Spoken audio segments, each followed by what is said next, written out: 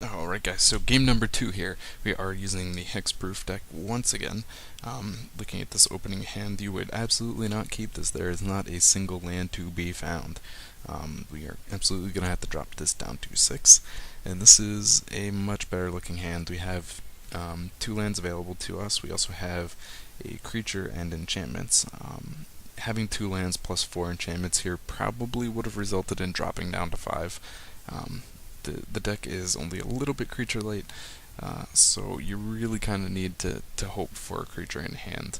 If you end up, without that, then you're going to be searching for a while, and it's going to suck. Definitely put you at a disadvantage. You want to get that tempo going early.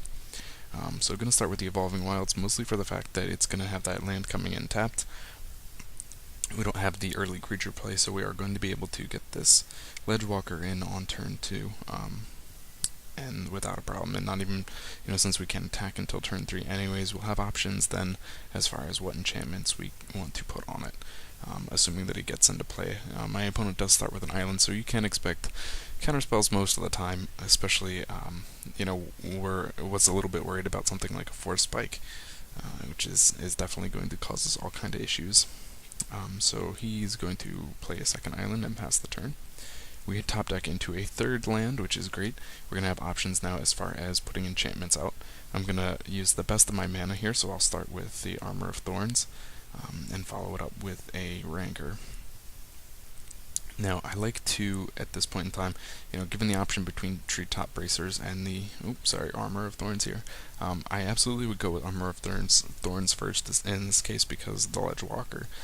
The nice thing about the Treetop Bracers is the fact that it gives a creature not only the +1/+1, but mostly it gives them that ability where they cannot be blocked except by creatures with flying.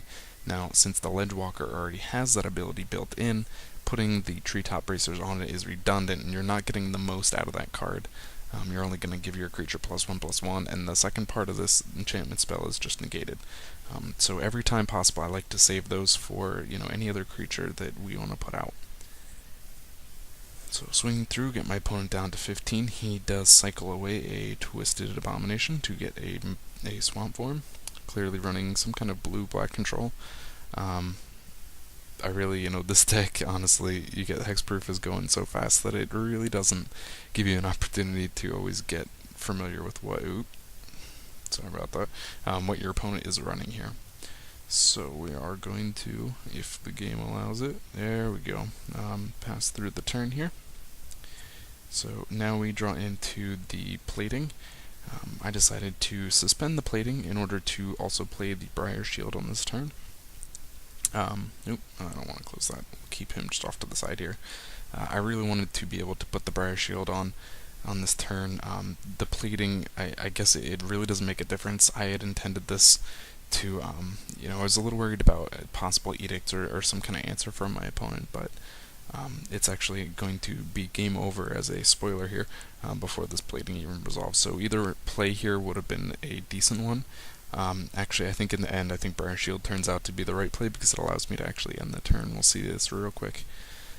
My opponent's turn is rather uneventful, plays a Prism, and passes the turn, leaving himself 2 blue mana open. So I was definitely considering that there was a counterspell here in his hand.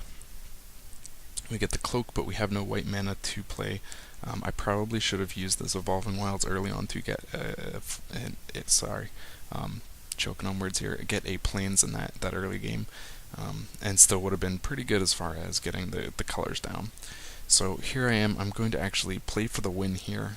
I did expect to get a counterspell on that Treetop Bracers.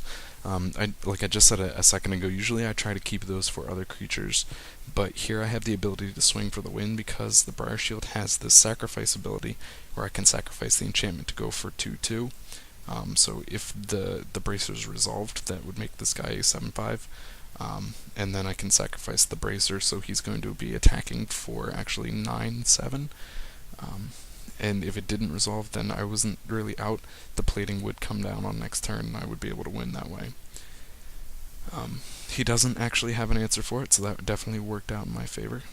I think this is where I said this is the right play because I end up hitting here exactly for 9. And had I instead played the plating, Well, no, I guess it would have been fine too because I have this 1 mana open to play the Briar Shield on this turn in addition to the where is it? Treetop Bracers here.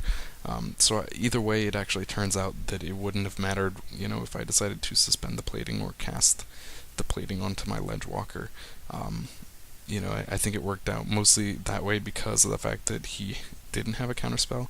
Definitely a disappointment, if you're running, I frequently run blue and black, and to see this kind of performance just makes me very sad.